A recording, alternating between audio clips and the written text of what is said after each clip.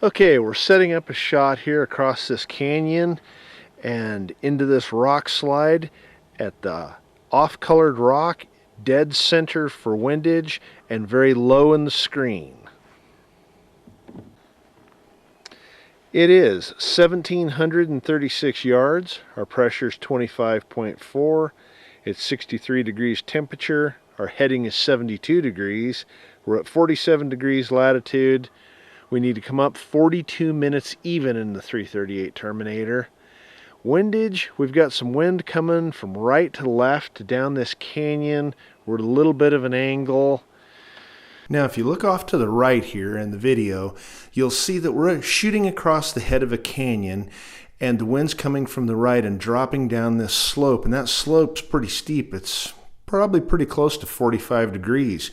Now when you look at that and the wind comes across, drops down the canyon here, we'll also see that we need to add some elevation to this. Because like we've talked before when we talk about wind blowing over terrain features, as the wind comes down, it's easy to see the foliage moving and you know you have right to left, but as it drops down, we have to compensate for that drop as well.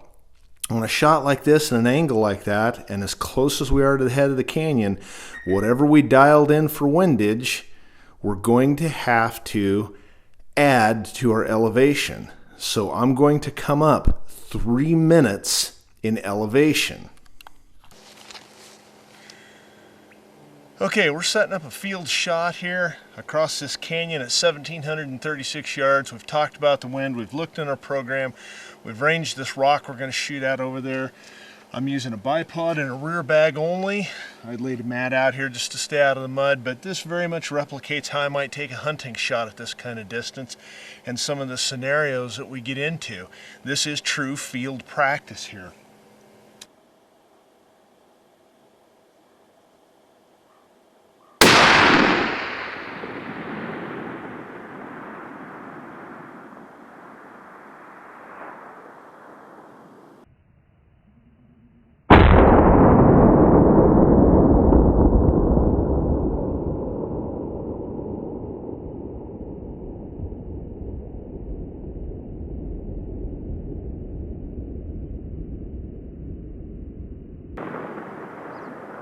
And hit. Solid work.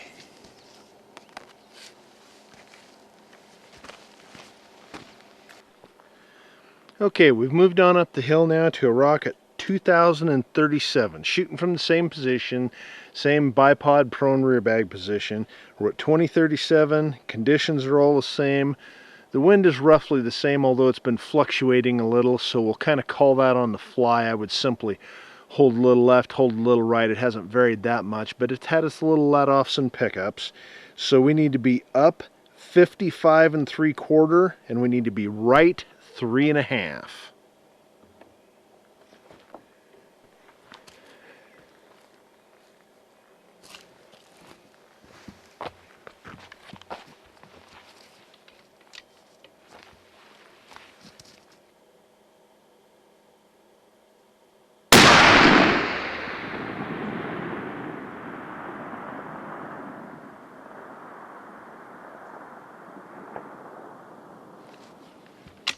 And there you go.